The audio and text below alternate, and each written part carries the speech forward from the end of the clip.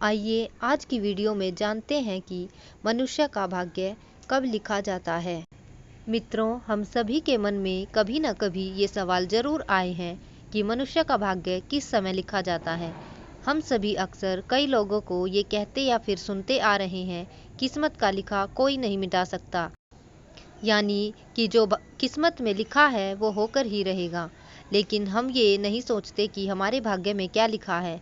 अगर भाग्य पहले से तय हो जाता है तो क्या कर्म से भाग्य बदला जा सकता है? इस संसार में कर्म को मानने वाले लोग कहते हैं कि भाग्य नहीं होता, और भाग्य वाले लोग कहते हैं कि भाग्य में जो लिखा है वही ही होगा। अर्थात कर्म और भाग्य, ये दो बिंदुओं के दूरी पर व्यक्ति घूमता रहता है और एक दिन इस दुनिया को अलविदा कहकर चला जाता है। ईश्वर ऐसे सोचता है कि इसे राजा बनाना है या दरिद्र होना है। जाहिर सी बात है कि वो हमारा कर्म है। इंसान के कर्मों से उसका भाग्य ही तय होता है। इंसान को कर्म करते रहना चाहिए, क्योंकि कर्म से भाग्य का लिखा बदला जा सकता है।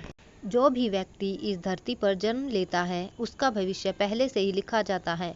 मनुष्य का जन्म कब होगा, कहाँ होगा और उसके जीवन में क्या क्या समस्याएं आएंगी, कहते हैं ये विधि का विधान है और इसे चाहकर भी नहीं बदला जा सकता। लेकिन ऐसे नहीं है, क्योंकि त्रेता युग और द्वापर युग में कई ऐसे लोग थे जिन्होंने राक्षस कुल के होते हुए अपने कर्मों से मोक्ष को प्राप्त किया था। इसी प्रकार हर प्राणी का भाग्य पहले से ही लिखा होता है। हम सभी इस सृष्टि में हो रहे नाटक के छोटे छोटे पात्र हैं, जिनका जन्म किसी न किसी उद्देश्य से इस संसार में हुआ। लेकिन इस कलयुग में ये भी पूर्ण सत्य नहीं है। आपका भाग्य आपके कर्म पर आधारित है। अब दोस्तों, आपने ये कहावत तो सुनी ही होगी, आप जो बोते हैं वही पाते हैं।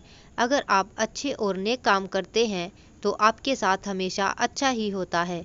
लेकिन अगर आपने जीवन में हमेशा बुरे काम किए हैं, संभवतः इसका दुष्प्रभाव आपको इसी जन्म में देखने को मिलेगा।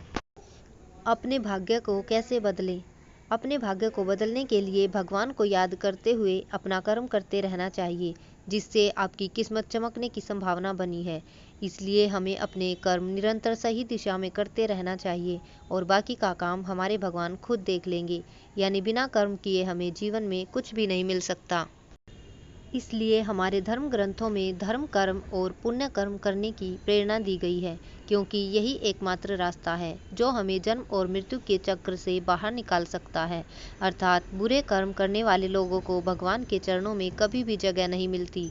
लेकिन जो कर्महीन अर्थात प्रयास नहीं करते, वो जिंदगी में कभी भी कुछ भी हासिल नहीं कर सकते।